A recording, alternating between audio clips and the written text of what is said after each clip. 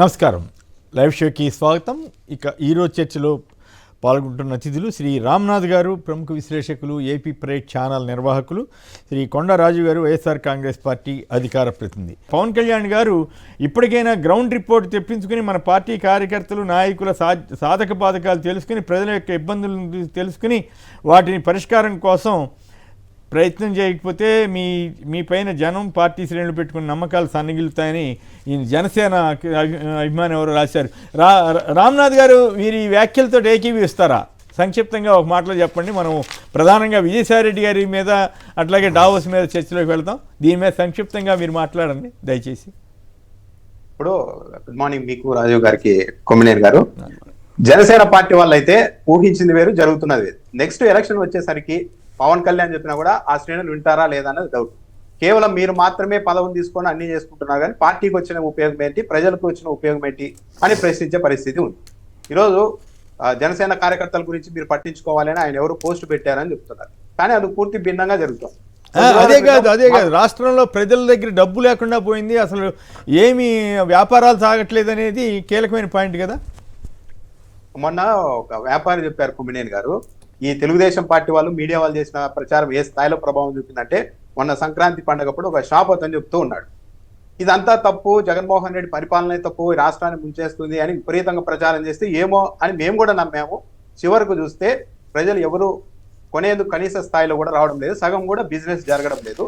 గతంలో ఏదో ఒక పథకాల ద్వారా డబ్బులు వస్తూ ఉండడం వల్ల, రొటేట్ అవ్వడం వల్ల, ఇప్పుడు డబ్బులు వస్తే వాళ్ళే ఇంట్లో పెట్టుకోరు, వెళ్ళి షాపింగ్ చేస్తారు, ఏదో మెటీరియల్ కొంటూ ఉంటారు, దాంతో మనీ అనేది తిరుగుతూ ఉంటుంది, ఎకానమీ ముందుకెళ్తుంది. కానీ చంద్రబాబు నాయుడు గారి ప్రభుత్వం వచ్చిన తర్వాత మొత్తం స్కీమ్లన్నీ ఆపేయడము, ఎవరి దగ్గర డబ్బులు లేకపోవడము, సరే ఉపాధి అంటే ఇప్పుడు హఠాత్తుగా పెరిగిందంటే ఏమీ లేదు. దీనివల్ల మొత్తం వ్యాపారాలే దెబ్బతిన్నాయి అని ఆ షాపతినే చెప్తూ ఉన్నారు. మేము కూడా నమ్మి తెలుగుదేశం పార్టీకే, కూటమికే ఓటేసాము. కానీ ఇప్పుడు చూస్తుంటే అసలు రియాలిటీ ఏందనేది మాకు అర్థమవుతోంది. జగన్మోహన్ రెడ్డి ఇనిషియల్ గా తొలిసారిగా అలాంటి పరిపాలన చేసినందుకు మేము పోల్చుకోలేకపోయాం. దీనికి ఎలా ఉంటుంది, ఇంకోటి జరిగితే ఎలా ఉంటుంది అనేది పోల్చుకోలేకపోయాం. ఇప్పుడు మాకు స్పష్టంగా ఒక పోలిక అర్థమవుతోంది. జగన్మోహన్ రెడ్డి రూలింగ్ అంటే ఎలా ఉండేది, ఇప్పుడు చంద్రబాబు నాయుడు రూలింగ్ అంటే ఏంటి అనేది మాకు స్పష్టంగా అర్థమవుతోంది. మేమైతే దెబ్బతిన్నాము అని చెప్తున్నారు. రైట్, అంటే వాస్తవ పరిస్థితి జనసేన సోల్జర్ కూడా వాస్తవంగానే చెప్పినట్టు అనుకోవాలి. ఇప్పుడు మనం గ్రౌండ్ రియాలిటీ అదే, కొమ్మినేని గారు. ఇప్పుడు మొత్తం రైతుల నుంచి కానీ ప్రతి ఒక్కరూ మౌనంగా పరిస్థితిని చూస్తూ ఉన్నారు. ఇప్పుడు ఏమి చేయలేని పరిస్థితి కాదు, మొత్తం ఎక్కడికక్కడ ఆపారేశారు. చివరకు ఇప్పుడు రైతు భరోసా ఇస్తారు చంద్రబాబు నాయుడు అని ఎదురు చూసే పరిస్థితి కూడా లేకపోయింది. ఒక రైతు చెప్తూ ఉన్నారు, ఈయన డబ్బులు ఇస్తాడంటే ఇక మేమేలా నమ్మాలి. ఇప్పుడు క్రాప్ ఇన్సూరెన్స్ జగన్మోహన్ రెడ్డి ఫ్రీగా చేసేవాళ్ళు, దాన్ని కూడా ఎత్తేసేసి మీరే ఎకరాకు 1600 పెట్టుకోలేరా, 2000 కట్టుకోలేరా అని మాకే చూస్తున్న వ్యక్తులు ఇప్పుడు మళ్ళీ మాకు రైతు భరోసా ఇస్తారంటే మేము ఎలా నమ్మగలం అని అడిగే పరిస్థితికి రైతులు వచ్చేసారు. Right, okay.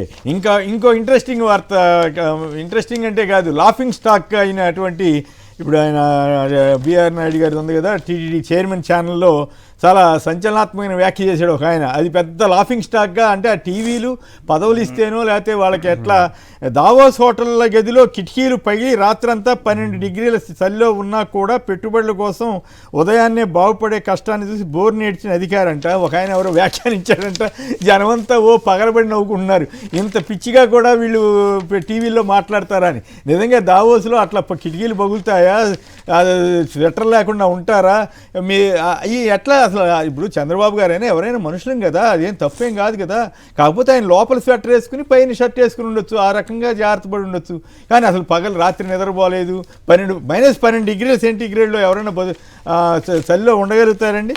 దాని మీద ఒక ఆయన ఎవరో సోషల్ మీడియాలో బలిపెట్టారు, పైదంతా చదివితే టైం వేస్ట్, కానీ గడ్డగట్టి చలి వాతావరణం ఉంటుందని ముందే తెలిసినా అధికారులు అవగాహన లోపంతో కిటికీలు కూడా సరిగ్గా లేని హోటల్ గదుల్లో అద్దెకు తీసుకున్నారు, హోటల్లో గదులు అద్దెకు తీసుకున్నారు. పగిలిన కిటికీ అద్దం కూడా అద్దాలకుండా అధిక మోతాదులో మంచు గదిలోకి రావడంతో చలికి వణికిపోయిన చంద్రబాబు తీవ్ర ఇబ్బంది పడినట్లు తెలుస్తోంది అని ఈయన వ్యంగ్య వ్యాఖ్య చేస్తున్నారు. కనీసం మద్యపానం కూడా అలవాటు లేని చంద్రబాబు అటు గదిలో హీటర్లు లేక, ఇటు వేసుకోవడానికి స్వెటర్ లేక, కప్పుకోవడానికి నాణ్యమైన దుప్పటి లేక తీవ్రమైన చలిలో ఆ రాత్రంతా కనురెప్ప సైతం వాల్చకుండా జాగారం చేశారు. ఎప్పుడు తెల్లవారుతుందా అని ఎదురు చూస్తూ రాత్రంతా గడిపిన చంద్రబాబు పొద్దున్నే బయట ముస్తాబై వచ్చి తాళాలు తీయకముందే స్టాల్స్ ముందు ప్రత్యక్షమవడంతో స్థానికులు నోరెళ్ళబెట్టారని విశ్వసనీయ సమాచారం అంటూ వ్యంగ్య వ్యాఖ్య చేశారు. ఇప్పుడు తెలుగుదేశం పార్టీకి సంబంధించిన మీడియాలు, జాకీ మీడియాలు పాపం అన్యాయంగా చంద్రబాబును కూడా ఇట్లాంటి వాటిలో బదనాం చేయడం తప్పితే ఏమైనా అర్థం ఉందా? పోనీ పొగడరా అంటే ఇదివరకు నాగర రాఘవరెడ్డి గారు చెప్తుండేవారు, టంగుటూరు మిరియాలు తాటికాయ అంత అన్నట్టుగా ఈ టీవీలు ఈయనకి చంద్రబాబు గారికి బదనాం ఏమంటాము అపహాస్యం పాలు చేస్తున్నాయా, లేక ఆయనకి ఏమైనా పరువు తెచ్చే వ్యాఖ్యలు చేస్తున్నాయా, ప్రచారం చేస్తున్నాయంటారా రామ్నాథ్ గారు? మీరు కూడా చాలా కాలంగా మీడియాలో ఉన్నారు కదా, డావోస్లో అట్లాంటి హోటళ్ళు ఉంటాయా? అసలు చలిలో తట్టుకునే పరిస్థితి ఉంటుందా? -12 డిగ్రీల సెంటీగ్రేడ్లో ఎందుకు ఈ పిచ్చి మాటలు చెప్పి ఆయన పరువు తీస్తారు? జనం పిచ్చోళ్ళు, జనం అని అంతా పిచ్చోళ్ళు అనుకుంటున్నారా వీళ్ళు నమ్మటానికి? మీరు నమ్ముతారా రామ్నాథ్ గారు? కొమ్మినేని గారు, ఈ ఎలివేషన్స్ అన్నది ఈ రోజు కాదు, మీకు తెలిసే ఉంటుంది. ఇప్పుడు ఒక ముఖ్యమంత్రిగా ఉన్నప్పుడు నిన్న ఆయన ఏపీకి వస్తాగానే ఒక తెలుగుదేశం పార్టీ నాయకుడు కలిసి, సార్ మొత్తం అందరూ కూడా డ్రెస్ కోడ్ మార్చుకున్నారు, మీరొక్కరు డ్రెస్ కోడ్ మార్చుకోలేదు, మీరు గట్టి మనిషి సార్ అని చంద్రబాబు నాయుడు దగ్గర అన్నారని ఒక పత్రికలో రాసుకున్నారు. ఇప్పుడు కొమ్మినేని గారు, ఇప్పుడు ఒక స్వెటర్ అనేది ₹1,00,00,000 కాదు, ₹1,00,00,000 అవుతుంటే ప్రజాధనం వృధా చేయకూడదు అన్న ఉద్దేశంతో ఆయన అట్లే గడ్డగట్టి చల్లో మామూలు డ్రెస్ తోనే తిరిగారు. ఒక ₹1,000 కావాలంటే 10,000 పెట్టి ఓ మంచి స్వెటర్ కొనుక్కుంటే ఎవరు వద్దంటారు కొమ్మినేని గారు? దాన్ని కూడా ఎలివేషన్ కాదు. ఇక్కడ నాకైతే I may be wrong, I may be right, నాకేమి ఇప్పుడు నా పాయింట్ అంటే ఇక్కడ చంద్రబాబు గారిని ఆకాశానికి ఎత్తాలన్న అత్యుత్సాహంతో ఆయన పరువు తీస్తున్నారనేది నా బాధ ఇక్కడ ఈ పాయింట్లో.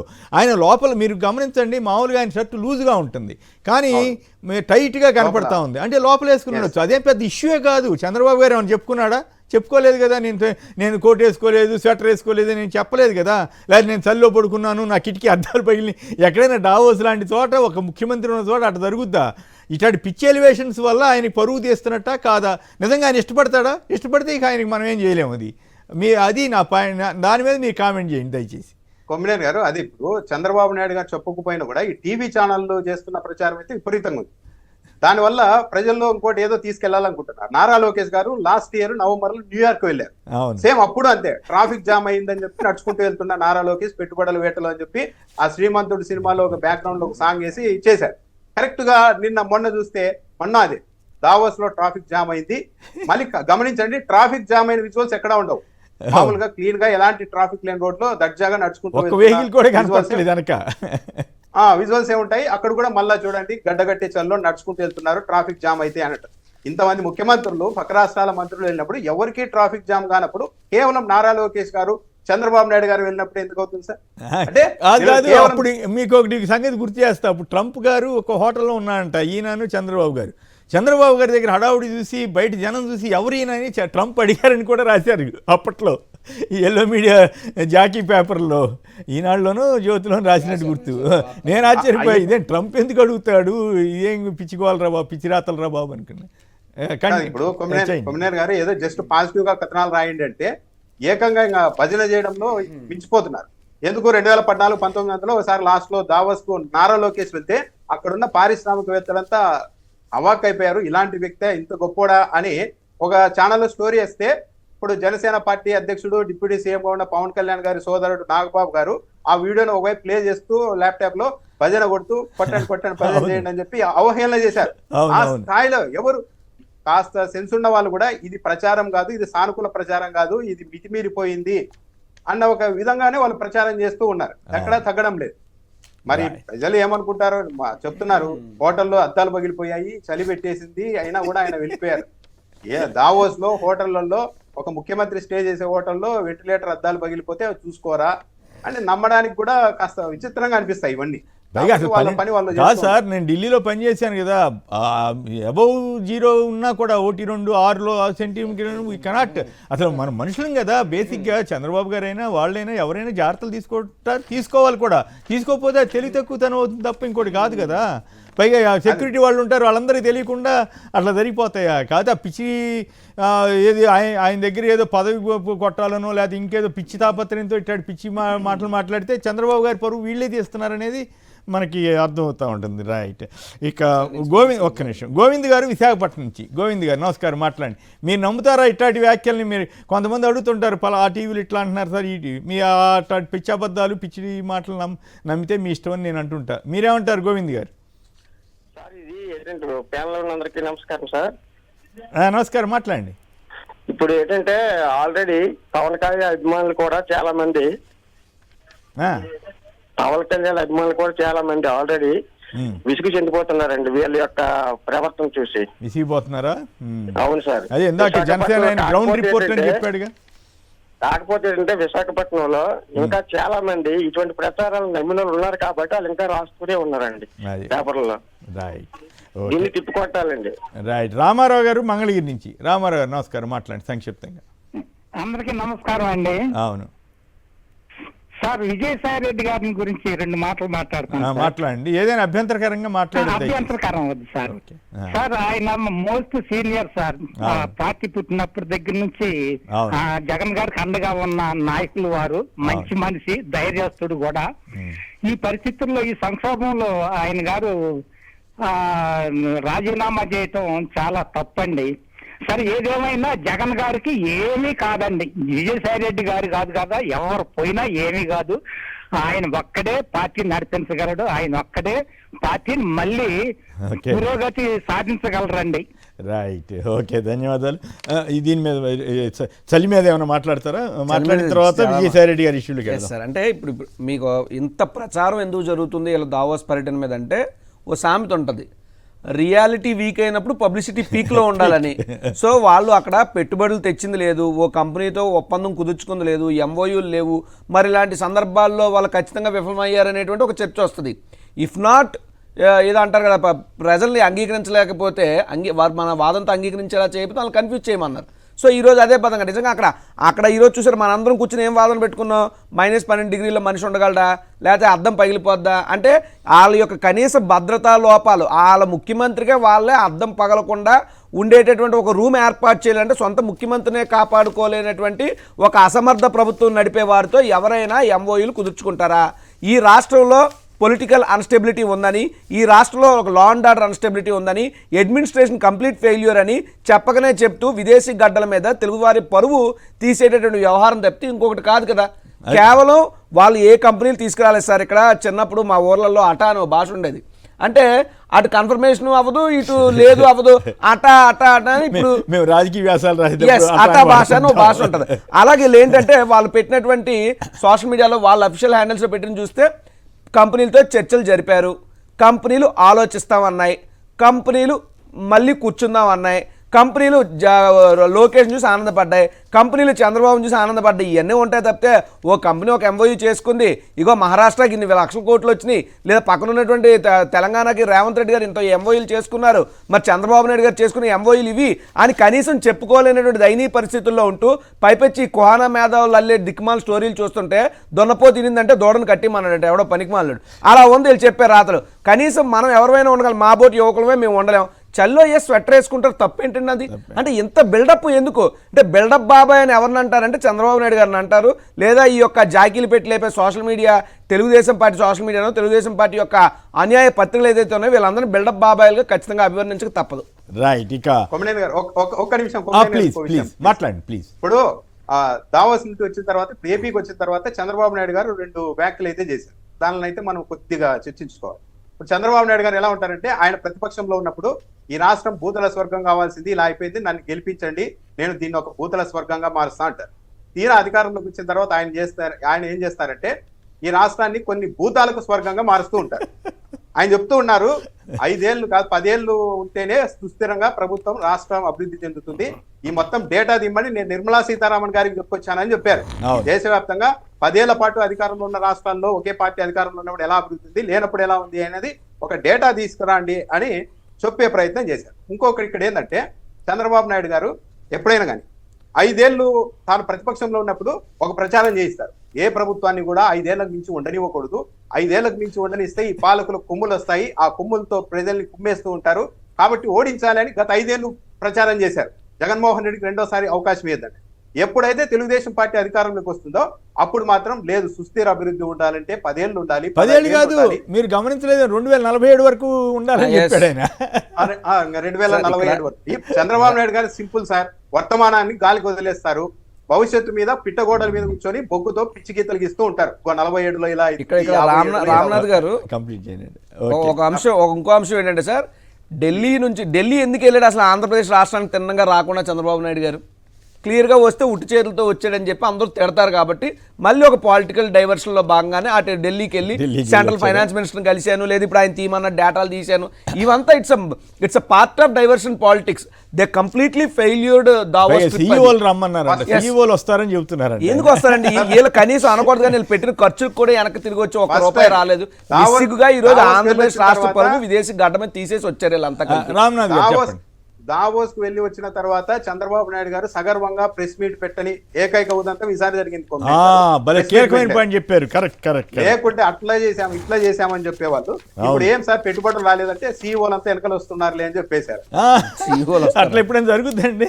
సీఈఓలంతా చేసుకోకుండా కంపెనీ యజమానులతో అవగాహన రాకుండా సీఈఓలు వచ్చేసి చేస్తారా? అది చాలా తమాషాగానే ఉంది. రైట్, ఇక కీలకమైనటువంటి అంశం, రాజకీయాల నుంచి తప్పుకుంటానన్న విజయసాయిరెడ్డి గారి తప్పుకుంటున్నట్టు ప్రకటించేశారు. మరి దీని ప్రభావం ఏమిటి? అసలు ఆయన నిజంగా ఏ ఉద్దేశంతో రాజీనామా చేస్తున్నారు రాజ్యసభకి? నిజంగా జగన్ గారికి అత్యంత సన్నిహితుడిగా ఉన్న వ్యక్తి ఈ రకంగా చేశారు అంటే అది ఒత్తిడా, లేకపోతే భయమా, లేకపోతే నిజంగా వ్యవసాయం చేయాలన్న ఆసక్తి సడన్గా రాబట్టా, ఏమిటి అసలు ఏమైంటుంది? మరి ఇప్పుడు కొంతమంది అడుగుతున్నారు పార్టీ వాళ్ళు, ఇప్పుడు బీజేపీకి టీడీపీకే కదా రాజ్యసభ వెళ్ళేది, ఈ టైంలో మీరు చేయడం ధర్మమా అని అడుగుతున్నారు. దానికి మరి విజయసాయిరెడ్డి గారు అటువంటి సమాధానం ఏం చెప్పలేదు. నేను రామ్నాథ్ గారే నేను ఎక్కడో సోషల్ మీడియాలో ఆయన వీడియో చూశాను. ఆయన ఎవరో జాకీ మీడియా ఆయన ఉన్నాడు కదా, ఆయన రాసే పలుకుల్లో తనను కలిసినట్లుగా కూడా రాసుకున్నాడు. దాన్ని ఖండించలేదని కూడా రామ్నాథ్ గారు చెబుతున్నారు. ముందుగా ఈ పరిణామం మీద విజయసాయిరెడ్డి గారి రాజీనామా కారణాలు, దాని ప్రభావం, వీటి మీద మీ అభిప్రాయం ఏంటి రామ్నాథ్ గారు? ఇప్పుడు కొమ్మినేని గారు, విజయసాయిరెడ్డి గారు అయితే వైఎస్ఆర్ కాంగ్రెస్ పార్టీకి ఒక అద్భుతమైన సేవలు అందించారు. దాంట్లో అనుమానం ఏం లేదు, ఆయన్ని తక్కువ చేయడం కూడా కాదు. కాకపోతే ఇలాంటి సమయంలో ఏం చేయాలి, ఎలా ముందుకు వెళ్ళాలి అని వైఎస్ఆర్ కాంగ్రెస్ పార్టీ మళ్ళా తన శక్తినంతా కూడగట్టుకుంటున్న సమయంలో జగన్మోహన్ రెడ్డి తర్వాత తానంత తోడిని అని ఆ స్థాయిలో పదవులు అనుభవించిన విజయసాయిరెడ్డి గారు రాజీనామా చేయడం అన్నది నిజంగా జగన్మోహన్ రెడ్డికి ఆయన మంచి చేశారా చెడు చేస్తున్నారా అనేది ఆలోచించారు. ఈ టైంలో ఆయన రాజీనామా చేయాల్సిన వ్యక్తి కాదు. పైగా నాకు ఎలాంటి ఒత్తిళ్లు లేవు, ప్రలోభాలు లేవు, కేవలం వ్యవసాయం కోసం నా వృత్తి కోసం వెళ్ళిపోతున్నాను అన్నారు. కానీ అది కరెక్ట్ కాదు. వ్యవసాయం కోసం ఈ సమయంలో వైఎస్ఆర్ కాంగ్రెస్ పార్టీని వదిలి అంత సింపుల్ రీజన్తో ఆయన వెళ్తారు అనుకోవడం లేదు. దాంతోపాటు నాకు చిరకాల మిత్రుడు పవన్ కళ్యాణ్తో తనకు చిరకాల స్నేహం ఉందని ఒక మాట మాట్లాడారు. ఈ తెలుగు రాష్ట్రాల్లో ఆయన చెప్పింది 9 సంవత్సరాలుగా ప్రోత్సహించి కొండంత బలాన్ని, మనోధైర్యాన్ని ఇచ్చి తెలుగు రాష్ట్రాల్లో నాకు గుర్తింపునిచ్చిన ప్రధాని మోడీ గారికి, హోంమంత్రి అమిత్ షా గారికి ప్రత్యేక ధన్యవాదాలు అని చెప్పారు. మనోధైర్యం బీజేపీ ఇచ్చింది, 9 సంవత్సరాలు కొండంత బలాన్ని వాళ్ళు ఇచ్చారని వాళ్ళకి ప్రత్యేకంగా ధన్యవాదాలు చెప్పారు. ఇవన్నీ చూస్తూ ఉంటే విజయసాయిరెడ్డి గారి వెనుక ఏదో పని చేసింది. బహుశా ఆయన ఏమైనా బెదిరించారా ఎవరన్నా? ఇప్పుడు చెప్తూ ఉంటే తెలుగుదేశం పార్టీ ప్రభుత్వం వాళ్ళే చెప్తున్నారు, మేము విజయసాయిరెడ్డిని ఎలాగైనా సరే కేసుల్లో ఇరికిస్తాం అని ఆల్రెడీ ఆ దిశగా పావులు కూడా కదుపుతున్నారు. మరి ఇలాంటి వాటికి ఆయన భయపడి వెళ్ళిపోయారా? రెడ్ బుక్ ఎఫెక్ట్ అంతే. కొమ్మినేని గారు ఇప్పుడు కేవలం వ్యవసాయం చేసుకోవడానికి నాకు ఏదో ఇక్కడ విసుగొచ్చిందని వెళ్ళిపోతున్నానని చెప్పడం అనేది అది కారణం కాదు. ఏదో బాగా గట్టిగానే పనిచేసింది. మేబీ బెదిరించారా? కరెక్ట్ గా ఈ దావోసు పర్యటన దీని మీద ఫెయిల్యూర్ మీద చర్చ జరుగుతున్న సమయంలోనే విజయసాయిరెడ్డి గారు ఈ ప్రకటన చేయడం అన్నది ఇంకో డైవర్షన్ పాలిటిక్స్ లో భాగంగా అటువైపు నుంచి ఏమైనా ప్లే చేశారా అని కూడా వస్తుంది. ఇంకో విషయము కొమ్మినేని గారు, నిన్న ఒక ఛానల్లో ఏపీ డిప్యూటీ స్పీకర్ గా ఉన్న రఘురామకృష్ణరాజు గారు ఒక విషయం చెప్పారు. ఈ రఘురామకృష్ణరాజుకు విజయసాయిరెడ్డి గారికి మధ్య ట్విట్టర్లో విపరీతమైన చాలా హై లెవెల్లో వాగ్వాదం జరిగింది ఒక టైంలో. నిన్న చెప్తున్నారు, ఈ మాట వినంగానే రాజీనామా చేస్తున్నారు అని తెలియగానే నేను విజయసాయిరెడ్డికి నేరుగా ఫోన్ చేశాను. విజయసాయిరెడ్డి గారు నాతో చెప్పారు, నాకు ఈ రోజుతో ఈ బంధాలు, ఈ కట్టుబాట్లన్నీ తెగిపోయాయి, ఇక మనం స్వేచ్ఛగా మాట్లాడుకోవచ్చు రఘు, రేపటి నుండి మనము స్వేచ్ఛగా ఉండొచ్చు, ఒక 5-6 ఏళ్ల క్రితం మనం ఎలా ఉన్నామో అలా ఉండొచ్చు, నాకు విరక్తి కలిగింది అని విజయసాయిరెడ్డి గారు స్వయంగా నాతో చెప్పారు అని రఘురామకృష్ణరాజు గారు చెప్తున్నారు. ఇంకా విచిత్రం ఏంటంటే ఏం జరుగుతోందో ఇంకా రావడానికి టైం పడుతుంది. కానీ మొన్నటి వరకు విజయసాయి రెడ్డి అసలు మనిషే కాదు, అతనికి సంస్కారమే లేదంటూ ప్రచారం చేసిన ఒక టీవీ ఛానల్ రాత్రి డిబేట్లో విజయసాయి రెడ్డి చాలా అద్భుతమైన మనిషి, మాకు పరిచయం ఉంది ఇదివరకు ఉంటే, ఆయన చాలా సౌమ్యుడు, మృదు స్వభావి, కానీ ఆ వైసీపీలో ఉండడం వల్ల అలా అయింది అని చెప్తూనే విజయసాయి రెడ్డి ట్విట్టర్లో పెట్టిన పోస్టులన్నీ ఆయన పెట్టినవి కాదు, వైసీపీలో ఉండే ఒక వ్యక్తి పెట్టారు, ఆ పేరు కూడా చెప్తున్నారు, అతను పెట్టారు. కేవలం సానుకూలమైన పోస్టులు పెట్టిన వ్యక్తి మాత్రమే, ఆ పోస్టులు మాత్రమే విజయసాయి రెడ్డి గారివి అని వెనుకేసుకొస్తూ ఉన్నారు. ఏ ఛానల్ చెప్పొచ్చా? అభ్యంతరం లేకపోతే చెప్పండి. టీవీ5 లో డిబేట్ లోనే వాళ్ళదైతే అక్కర్లేదు, నేనే ఆంధ్రజ్యోతి ఏదనుకున్నా. టీవీ5 మనం స్టాండర్డ్కి తీసుకోక్కర్లేదు, ఎందుకంటే చూసాం కదా అద్దాలు పగిలి అదే చెత్తంతా రాసిన. దానికి తోడు విజయసాయి రెడ్డి గారే ఒకసారి ఫస్ట్ టర్మ్ అయిపోయినప్పుడు పార్లమెంట్ వేదికగా రాజ్యసభలో చెప్పారు, నేను ఈ స్థాయికి రావడమే నాకు ఒక గొప్ప విషయం, అది కేవలం జగన్మోహన్ రెడ్డి గారి వల్లే కలిగింది, ఆయనతో నేను కలిసి ట్రావెల్ అవ్వడం వల్లే నాకు రాజ్యసభ అవకాశం ఇచ్చారు, లేకుంటే నేను ఎవరిని. దానికి తోడు కాంగ్రెస్ పార్టీ కూడా మా మీద కేసులు పెట్టడం వల్ల ఒక విధంగా మంచి చేసింది, నేను ఇక్కడి వరకు రాగలిగాను, కేవలం జగన్మోహన్ రెడ్డి వల్లే నాకు ఈ స్థాయి వచ్చిందని ఆ రోజు ఆయన చెప్పారు. కానీ మళ్ళా రెండోసారి కూడా రాజ్యసభకు ఇచ్చారు. ఇంకా కొమ్మినేని గారు జగన్మోహన్ రెడ్డి గారు విజయసాయి రెడ్డి గారికి చాలా గౌరవం ఇచ్చారు, చాలా ప్రేమగానే చూసుకున్నారని చెప్పాలి. ఓపెన్ గా చెప్పాలంటే ఉత్తరాంధ్రలో గతంలో విజయసాయి రెడ్డి గారు ఇన్ఛార్జిగా ఉన్నప్పుడు అనేక విమర్శలు తెలుగుదేశం పార్టీ వాళ్ళు చేశారు. విశాఖ ఈరోజు ఈనాడులో కూడా రాశారు, విశాఖ విలవిల్లాడిపోయింది ఈయన దెబ్బకు అని. అయినప్పటికీ కూడా ఎన్నికలు అయిపోయిన తర్వాత మళ్ళీ ఉత్తరాంధ్ర జిల్లాలకి పంపించారు. అంటే విజయసాయి రెడ్డి గారి మాటని జగన్మోహన్ రెడ్డి గారు ఒక స్థాయికి మించి కూడా గౌరవిస్తూ వచ్చారు. అలాంటిది ఇప్పుడు హఠాత్తుగా ఇలా వదిలేసి, పార్టీని వదిలేసి నేను వెళ్ళిపోతున్నాను, నాకు ఎలాంటి ప్రలోభాలు లేవు. ఇంకో విషయం కూడా ఎక్కడో ఈయనకు గ్యాప్ ఉందేమో అనడానికి కొద్ది రోజుల క్రితం ప్రెస్ మీట్ పెట్టి మరి ఒక విషయం చెప్పారు, నేను టీవీ ఛానల్ పెట్టాలని గతంలోనే అనుకున్నాను రామోజీరావుని చీల్చి చెండాడడం కోసం, కానీ జగన్మోహన్ రెడ్డి గారు ఎందుకు మనకి సాక్షి ఉంది కదా వద్దన్నారు, ఇంకా ఈసారి మాత్రం జగన్మోహన్ రెడ్డి చెప్పినా నేను వినను, ఒక టీవీ ఛానల్ పెడతా, రామోజీరావు సంగతి తెలుస్తా, ఈనాడు సంగతి తెలుస్తా అని కూడా అన్నారు. అంటే కొద్దిగా ఆయన స్వేచ్ఛ తీసుకోవడానికి కూడా చాలా కాలం నుంచి ప్రయత్నాలు చేస్తూ ఉన్నారేమో అన్న అభిప్రాయం కూడా కలుగుతుంది. ఇప్పుడు ఈ సీట్ ఎవరికి వెళ్తుంది? కొమ్మినేని గారు విజయసాయి రెడ్డి గారు రాజీనామా చేస్తే అది తప్పనిసరిగా బీజేపీకో టీడీపీకో వెళ్తుంది. అంటే పరోక్షంగా ఇంతకాలం ఆయనే చెప్పారు, 4 దశాబ్దాలుగా 3 తరాలుగా విజయసాయి రెడ్డిని చూసుకుంటూ వచ్చిన కుటుంబానికి, జగన్మోహన్ రెడ్డికి 2 సార్లు రాజ్యసభ, అది ఆ మామూలు విషయం కాదు. కొమ్మినేని గారు సీఏగా చేసిన వ్యక్తికి కుటుంబంతో నమ్మకంగా ఉన్నారని చెప్పి 2 సార్లు రాజ్యసభ ఇస్తే, ఇలాంటి పరిస్థితుల్లో అప్పుడే నిన్నటువంటి మొదలు పెట్టేశారు, పార్టీనే లేదు, వెళ్ళిపోయింది, ఎత్తిపోయింది అనే ప్రచారం చేస్తున్నప్పుడు ఇలాంటి పరిస్థితుల్లో అలా జగన్మోహన్ రెడ్డి గారిని వదిలేసి విజయసాయి రెడ్డి గారు వెళ్ళడం కారణాలు ఏమైనా కావచ్చు. మనుషుల్ని చంపారు, రాజకీయాల్లో కేసులు, బెదిరింపులు ఇవన్నీ సహజం, విజయసాయి రెడ్డి గారికి తెలియదు కూడా కాదు. కానీ ఆయన ఈరోజు వెళ్ళిపోతూ ఉన్నారు అంటే ఎక్కడో బాధ్యత విస్మరించారేమో అన్న అభిప్రాయం అయితే నాకు కలిగింది. జగన్మోహన్ రెడ్డిని ఈ టైంలో ఎవరు వదిలిపెట్టి వెళ్ళినా విజయసాయి రెడ్డి గారు వదిలి వెళ్ళకూడదు. ఎందుకంటే ఆ స్థాయిలో ప్రయారిటీ, ఆ స్థాయిలో పవర్, ఆ స్థాయిలో ఆయన మాటకు వైఎస్ఆర్ కాంగ్రెస్ పార్టీ, జగన్మోహన్ రెడ్డి గారు విలువ ఇచ్చుకుంటూ వచ్చారు. కానీ ఈరోజు వెళ్తూ పైగా నాకు పవన్ కళ్యాణ్తో చిరకాల స్నేహం ఉంది, నరేంద్ర మోడీ గారు, అమిత్ షా గారు నాకు అద్భుతమైన బలం ఇచ్చారు, చంద్రబాబు నాయుడు గారితో తనకు ఎలాంటి వైషమ్యం లేదు, నాకు ఇదివరకు జరిగిందంతా నాకు సంబంధం లేదు అన్నట్టుగా మాట్లాడుతూ ఉన్నారంటే ఇక ఎలా జగన్మోహన్ రెడ్డి అయినా కూడా ఇంకెవరిని ఎలా నమ్మాలి అన్న దానిపైన ఆయనకు కూడా ఒక ఆందోళన కలిగే అవకాశం ఉంటుంది కదా. ఇంకా ఎంత దూరం వెళ్ళిపోయారంటే అప్పుడే విజయసాయి రెడ్డి అప్రూవర్గా మారిపోతారు, పులివెందులకు బై ఎలక్షన్ వస్తుంది, నేను ఎమ్మెల్యే అయిపోతానని చెప్పి అక్కడ ఉన్న లోకల్ లీడర్ టీడీపీ నాయకులు ట్వీట్ కూడా పెట్టేసుకుంటారు. అలా అంటే జరిగిన దానికి జరగని దానికి అన్ని ప్రచారం చేసి మళ్ళీ అల్టిమేట్ గా జగన్మోహన్ రెడ్డిని టార్గెట్ చేయడానికి వస్తున్నారు. అయితే ఒక్కటి కొమ్మినేని గారు, ఎవరికి నచ్చినా నచ్చకపోయినా వైఎస్ఆర్ కాంగ్రెస్ పార్టీ అన్నది కేవలం జగన్మోహన్ రెడ్డి తానగా ఇక నాకు చాలు రాజకీయం అనుకునే రోజు వరకు ఎవరు వెళ్ళిపోయినా సరే వైఎస్ఆర్ కాంగ్రెస్ పార్టీ ఉంటుంది. వైఎస్ఆర్ కాంగ్రెస్ పార్టీకి బలము అదే, ఒక విధమైన బలహీనత కూడా అదే. జగన్మోహన్ రెడ్డి ఒక్కరూ ఉన్నంత కాలం వీళ్ళు ఎవరు వెళ్ళిపోయినా ఇదంతా తాత్కాలికం. కొమ్మినేని గారు, విజయసాయి రెడ్డి గారు ఒకవేళ నిజంగా రాజీనామా చేసినా వెళ్ళిపోయినా 2-3 రోజులు డిబేట్ ఉంటుంది తప్పించి ఇక ఆ తర్వాత విజయసాయి రెడ్డి గారు ఇక పూర్తిగా ఆయన పేరును కూడా ఒక ఏడాది తర్వాత మర్చిపోతారు.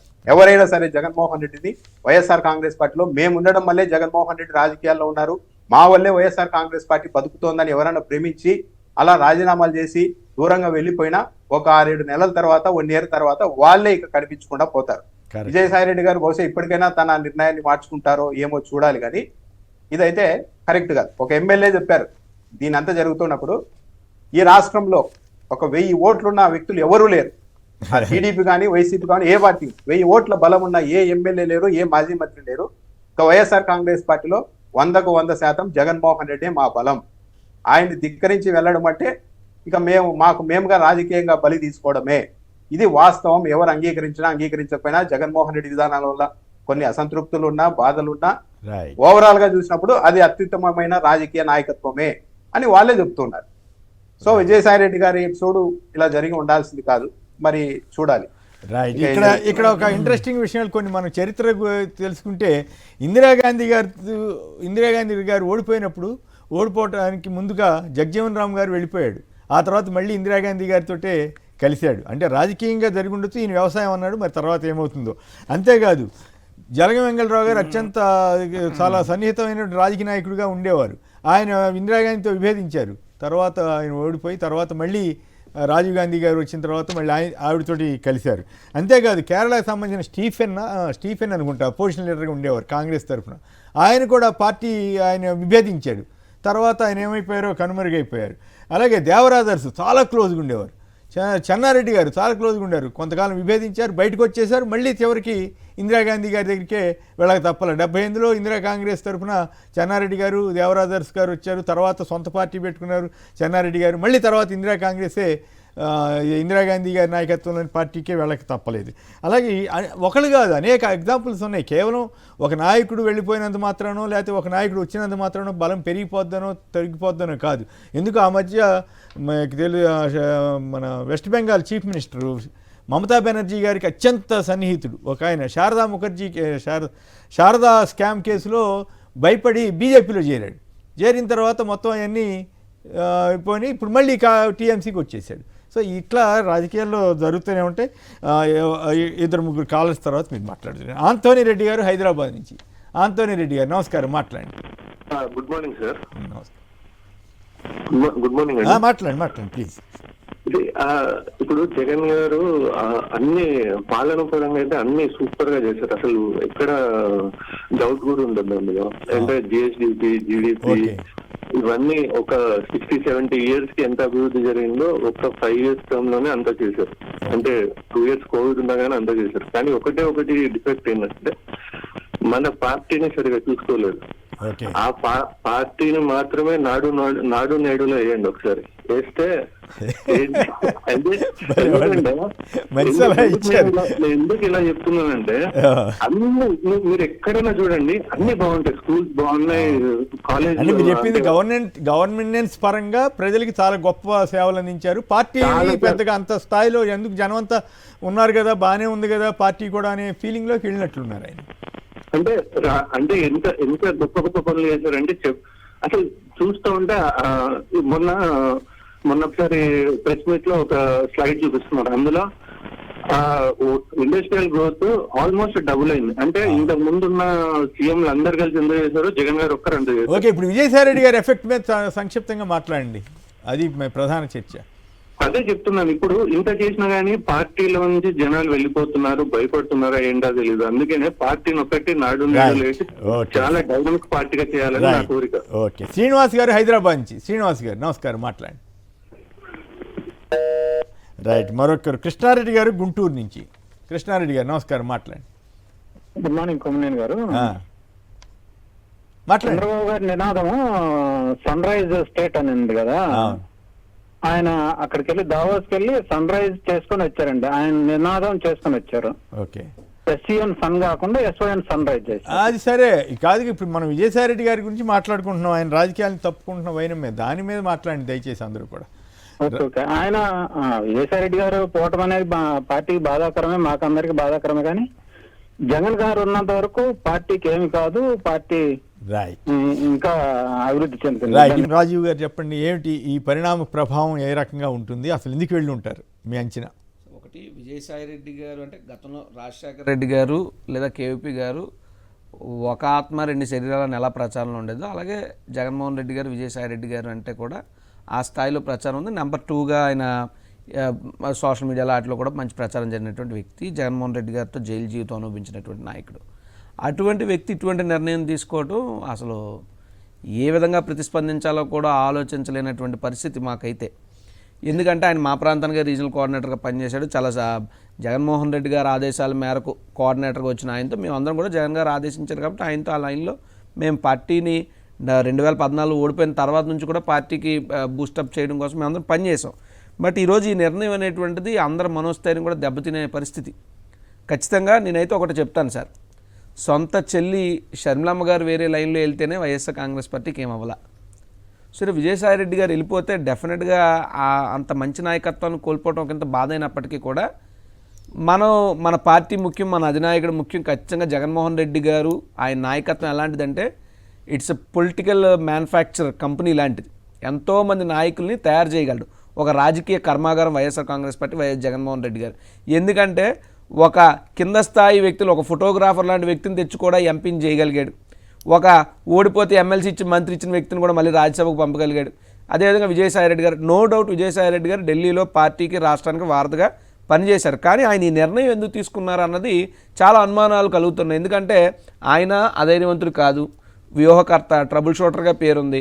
ఇన్ని ఉన్నాయని ఎందుకు ఈ నిర్ణయం తీసుకున్నాడు, కేవలం వ్యవసాయం కోసమేనా అంటే అది నేను కూడా ఆయనతో ఇప్పుడు వచ్చే రాజీనామా తర్వాత ఆయనతో మాట్లాడింది లేదు.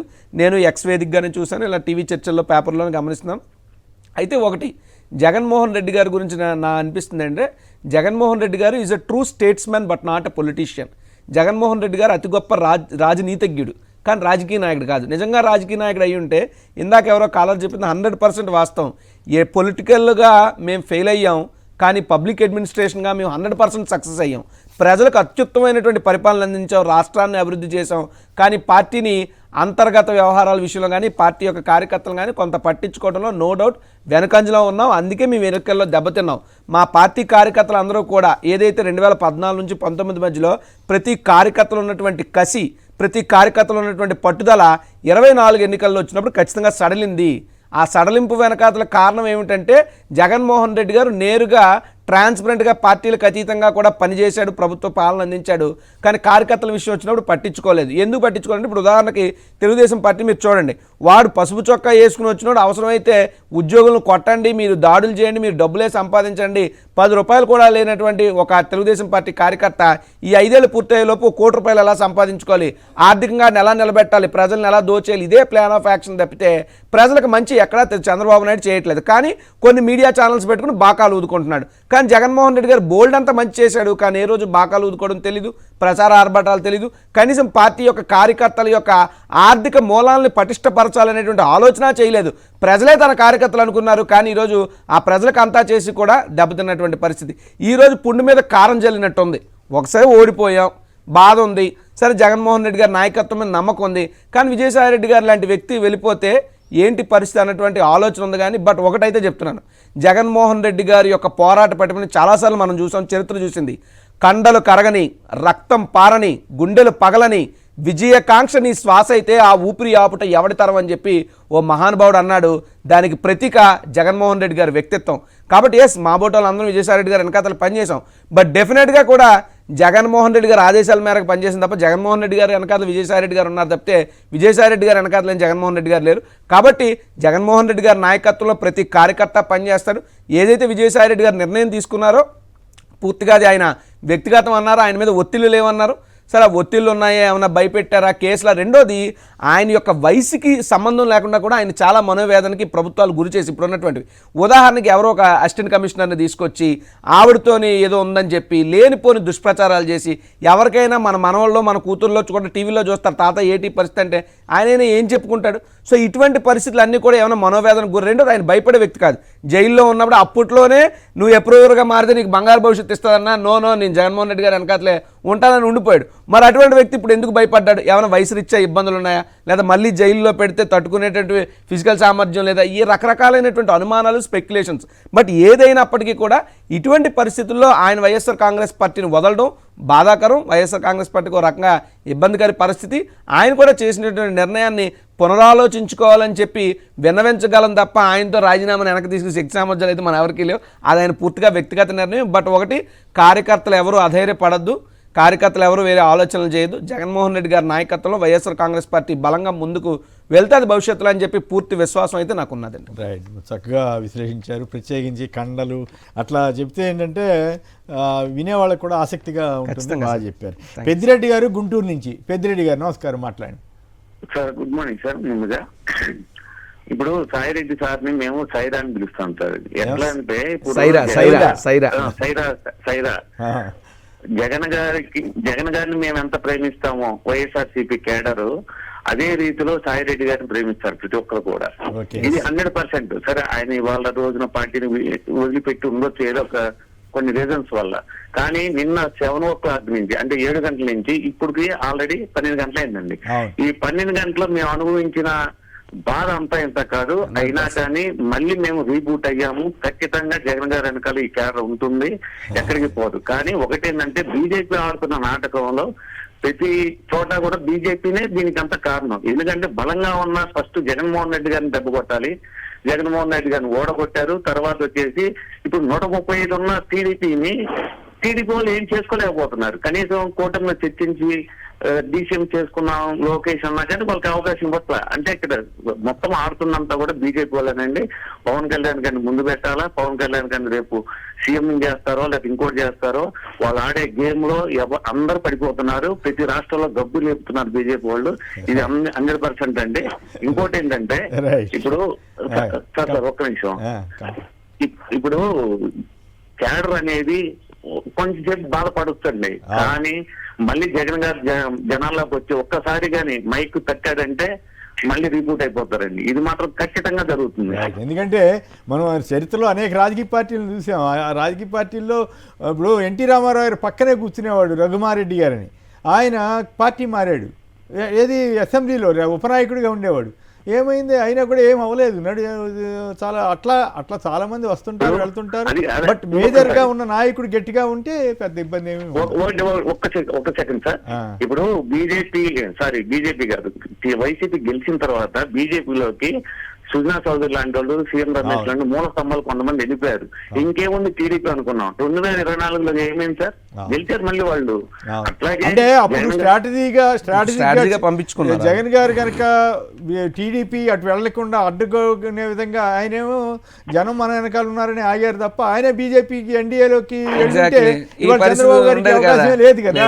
అంటే స్ట్రాటజీస్ లో కొంచెం ప్రజలు నమ్మాలా, స్ట్రాటజీస్ నమ్మాలా అన్నదాన్ని ఆలోచించుకోవాలి. చంద్రబాబు గారు స్ట్రాటజీస్ వ్యూహాల మీద ఆధారపడి రాజకీయం చేశాడు. జగన్ గారు ప్రజలు నమ్మి ఇక్కడ ఒక సబ్మిషన్ సార్. నాకు తెలిసి ఆంధ్రప్రదేశ్ రాష్ట్ర రాజకీయ చరిత్రలో పూర్తిగా అబద్ధాలు ఆడి గెలిచిన ముఖ్యమంత్రి చంద్రబాబు నాయుడు అయితే ఇచ్చిన మేనిఫెస్టో 100% అమలు చేసి ఓడిపోయిన ముఖ్యమంత్రి జగన్మోహన్ రెడ్డి గారు సార్. విలువలు ఉన్నాయా లేవా సమాజంలో అన్నటువంటి ఆలోచన కూడా భయాందోళన కలుగుతుంది. శ్రీనివాస్ గారు హైదరాబాద్ నుంచి. శ్రీనివాస్ గారు నమస్కారం, మాట్లాడండి సంక్షిప్తంగా. నమస్తే సార్. నమస్తే, మాట్లాడండి. నమస్తే, మాట్లాడండి సార్. అయితే ఈ యొక్క విజయసాయి రెడ్డి పోయినంత మాత్రాన వైఎస్ఆర్సీపీ పార్టీకి ఎలాంటిది ఏం జరగదు సార్. మొత్తం అంత జరిగిందంత సార్ జగన్మోహన్ రెడ్డితో విజయసాయి రెడ్డితో ఏం జరుగుతుంది సార్? ఏం జరగదు, అంత వేస్ట్ సార్. కొద్ది రోజుల పాటు అవుతుంది. ఆయనకు తెలియాలి సార్. ఇంత సేవ చేసినా గానీ అంత అట్లా చేసుడు చాలా తప్పు సార్. ఇంకొక విషయం సార్, ప్లీజ్ మీరు పేపర్ చదువుకుంటూ టెన్షన్ అని అన్నారు కదా సార్. ఆ పెన్షన్ ఎప్పుడు వస్తుందో ఏం తెలుస్తలేదు సార్. ఆ 4,000 రూపాయలు ఏమో కానీ ఆ 2,000 రూపాయలు కూడా మాకు చక్కగా తెలంగాణలో. సరే, అది మళ్ళీ రేపు ఎప్పుడైనా మాట్లాడుకుందాం మిత్రం, అది ఎప్పుడైనా మళ్ళీ మాట్లాడుకుందాం. రైట్, ఒక్కసారి మళ్ళీ రామనాథ్ గారు చెప్పండి, నిజంగానే బీజేపీ ఈ గేమ్ ఆడుతోందా? పవన్ కళ్యాణ్ ఎందుకు పొగిడారు? చంద్రబాబు గారితో ఎందుకు కాస్త రాజీగా మాట్లాడి ఉంటారు? కేవలం జగన్ గారికి కృతజ్ఞతలు చెప్పి వెళ్ళిపోయాడంటే ఓకే అని, కానీ ఆ రెఫరెన్స్ ద్వారా బీజేపీ డ్రామా ఉందంటారు దీంట్లో.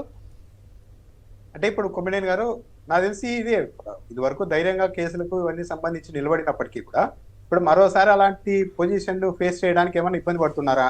పవన్ కళ్యాణ్తో చిరకాల స్నేహం ఉంది, బీజేపీ వాళ్ళకు మోడీకి అమిత్ షాకు వీళ్ళే నాకు గుర్తింపు ఇచ్చారని చెప్పడం ద్వారా ఆ ప్రెజర్ని తగ్గించుకోవడానికి ప్రయత్నం చేస్తూ ఉన్నారా? నిజంగానే రాజీనామా చేస్తారా లేకపోతే జైలుకి వెళ్తారా అన్న లెవెల్లో ఎవరైనా బెదిరించారా? ఇప్పుడున్న పొజిషన్లో అలాంటివి తీసుకోవడానికి ఏమైనా ఇబ్బంది పడుతున్నారా? ఇప్పుడు ఇంకోటి కూడా, కొద్ది రోజులుగా విజయసాయి రెడ్డి గారు ఇండిపెండెంట్గా ఉండడానికి ఇష్టపడుతున్నారా పార్టీలో ఉన్నప్పటికీ అన్న అభిప్రాయం కలుగు. చిన్న ఎగ్జాంపుల్ ఏంటంటే రాధాకృష్ణ రాశారు, ఛాలెంజ్ చేశారు. ఇప్పటి వరకు నువ్వే నా ఇంటికి వచ్చావు, నేను నీ ఇంటికి రాలేదు అన్నారు. ఈ మాట అనగానే నేను నీ ఇంటికి ఎప్పుడు వచ్చాను అని విజయసాయి రెడ్డి గారు అంటారేమో అనుకున్నాం. కానీ పెద్ద పెద్ద వాళ్ళ ఇళ్ళ దగ్గర ఏమైనా సీసీ కెమెరాలు ఉంటాయి కాబట్టి విజయసాయి రెడ్డి గారు నిజంగా వెళ్ళారా అక్కడికి, అవన్నీ మళ్ళీ ఇంకా ఇష్యూ చేసుకుంటే ఇబ్బంది వస్తుందని వెనక్కి దగ్గర. దాంతోపాటు రాజ్యసభలో పార్టీ ఎంపీలను చేర్పిస్తానని భారతీయ జనతా పార్టీ పెద్దలకు చెప్పి ముఖం చాటేస్తున్నది ఎవరు? నువ్వు నమ్మదగిన వ్యక్తివి కాదు, మోసగాడివని కేంద్ర హోంమంత్రి నిన్ను ఉద్దేశించి అనడం నిజం కాదా అని కూడా రాధాకృష్ణ గారు రాశారు. దానికి కూడా కౌంటర్ లేదు. అంటే ఇండిపెండెంట్గా ఎక్కడన్నా ఉండడానికి ట్రై చేశారా విజయసాయి రెడ్డి గారు? పార్టీలో ఉంటూ కూడా తాను సొంతంగా ఎదగాలనుకున్నారా? ఇలాంటి వ్యవహారాలన్నీ సహజంగానే జగన్మోహన్ రెడ్డికి అందరికీ తెలుస్తాయి. ఆ తర్వాత కొద్దిగా ఏమన్నా సస్పెక్ట్గా చూడటం ఏమన్నా మొదలు పెట్టారా? దానివల్ల గ్యాప్ మరింత పెరిగి వెళ్ళిపోయారా అన్నది ఇంకో కారణం. దానికి తోడు ఇందాక మీరు చాలా మంది వెళ్ళిపోయినా అని చెప్పారు.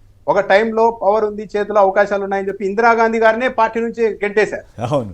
నెక్స్ట్ ఎలక్షన్ లో మళ్ళీ వీళ్ళే ఆమె పార్టీ దగ్గరికి వెళ్ళారు. జగన్మోహన్ రెడ్డి గారు కావచ్చు, ఇందిరాగాంధీ గారు కావచ్చు. కాశీ బ్రహ్మానంద రెడ్డి గారు ఏఐసీసీ అధ్యక్షుడు ఇందిరాగాంధీ గారిని పార్టీ నుంచి బయటికి పంపించేశారు. ఆ తర్వాత మళ్ళీ వచ్చి ఆయన ఏఐసీసీ అధ్యక్షుడు వచ్చి ఇందిరాగాంధీ గారి దగ్గర చేరారు. అయితే ఒక్క మాట చెప్పండి, నిజంగానే విజయసాయి రెడ్డి గారు వ్యవసాయానికే కట్టుబడి ఉంటాడా, లేకపోతే బీజేపీయో జనసేన ఇటువంటి వాటికి మళ్ళీ వెళ్ళే అవకాశం ఉందని మీరు అనుకుంటున్నారా? విజయసాయి రెడ్డి కొమ్మినేని గారు రాజకీయాలకు అలవాటు పడిన ఏ వ్యక్తి అయినా సరే, ఏది 90 ఏళ్ళు రానియండి, నేను వెళ్ళి ప్రశాంతంగా ఉండాలి, వ్యవసాయం చేసుకుంటాలి అనే ఆలోచన రాదు. ఒకవేళ అలాంటి మాటలు అంటూ ఉన్నారంటే బియాండ్ ఏదో అతి పెద్ద కారణాలు, కంటిన్యూ కాలేని పరిస్థితులు ఉన్నప్పుడు మాత్రమే ఇలాంటి సాకులు చెప్పి తప్పించుకోవడానికి పక్కకి వెళ్ళడానికి ప్రయత్నం చేస్తారు.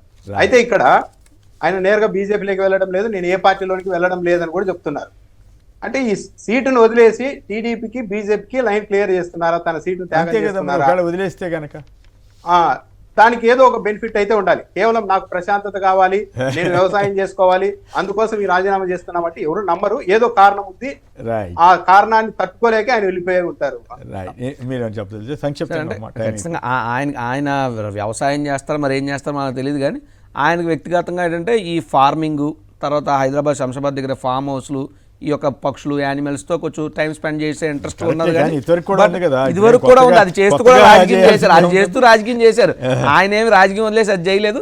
కాకపోతే అర్థం ఉందంటే వ్యవసాయం అనేది ఇందాక రామ్నాథ్ గారు చెప్పినట్టు ఒక సాకు మాత్రమే. ఆయనకి ఏదో ఇబ్బందులు ఉన్నాయి, ఇబ్బందులు అయితే పార్టీలో కొంత గుర్తింపు తగ్గిందనో లేకపోతే ఆయన ఇంకో విషయం సార్, ఆయన అనేక మీడియా వేదికల్లో కూడా నేను ఇబ్బందులకు గురవడానికి నా సొంత పార్టీలో ఉన్నటువంటి కొంతమంది వ్యక్తులు కూడా వీళ్ళకి సహకరిస్తున్నారని చెప్పి. రెండోది, జగన్మోహన్ రెడ్డి గారి కోసం రామోజీరావు మీద కానీ లేదంటే మిగతా మీడియా ఛానల్స్ మీద కానీ ఉవ్వెత్తున ఆయన దాడి చేసి పార్టీని ప్రొటెక్ట్ చేసినటువంటి మనిషి ఈరోజు సరెండర్ అయిపోయాడా లేదంటే ఆయన తప్పుకున్నాడా అని అంటే అది ఒక రకమైనటువంటి ఆలోచనని, భయాన్ని కలిగిస్తుంది. కానీ బట్ జగన్మోహన్ రెడ్డి గారు ఉన్నారనేటువంటి గుండెల్లో ధైర్యం కూడా ప్రతి కార్యకర్తకు ఉన్నదని చెప్పడం నా ఉద్దేశం. రైట్. రామ్నాథ్ గారు అలాగే కొండా రాజీవ్ గారు అందరికి కూడా ధన్యవాదాలు. ఇది నేటి చర్చా కార్యక్రమం. నమస్కారం.